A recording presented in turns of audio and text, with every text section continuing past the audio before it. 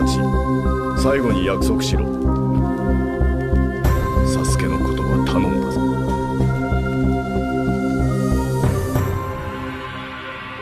分かっている。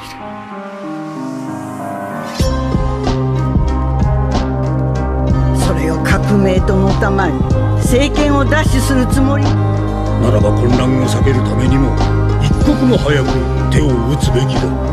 他を起こして家族一族と共に全滅するか、我らこの葉側につきクーデター前に弟だけを残して代わりに里へは手を出さん。そう内葉サスケにも。そうか、お前は向こうについたか。これでもう二度と言うことはない。俺は全ての真実を語った。俺はお前をずっと愛している。